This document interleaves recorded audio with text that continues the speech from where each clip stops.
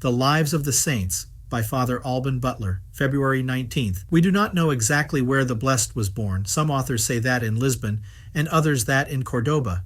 In any case, he spent most of his life in the latter city, where he entered the convent of St. Paul of the Order of St. Dominic in 1368.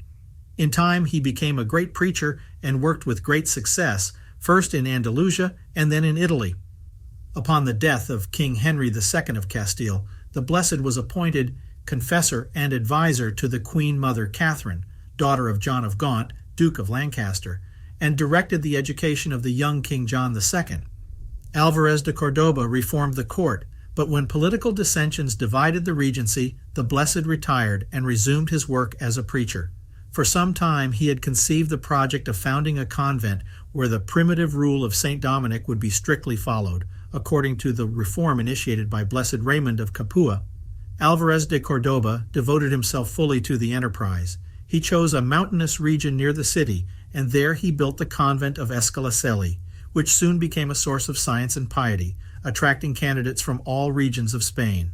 The Blessed formed a movement of opposition to Pedro de Luna, the anti-pope Benedict XIII, and moved the people, and especially the nobility, to recognize the legitimate pope.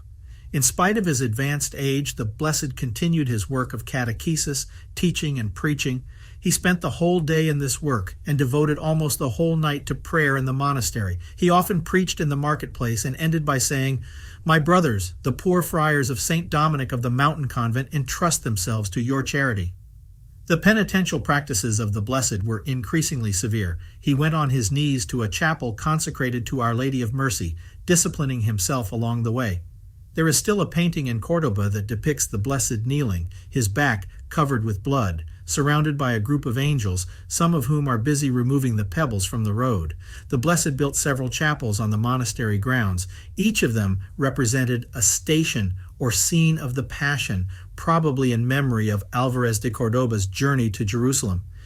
It is said that one night, while the Blessed was praying in one of these chapels, a violent storm broke out and cut him off from the monastery. Hearing the sound of matins, the Blessed raised his eyes to heaven, took his cloak, stretched it over the torrent, and thus arrived safe and sound on the other shore. Throwing the cloak over his shoulders, he went to take his usual place in the choir.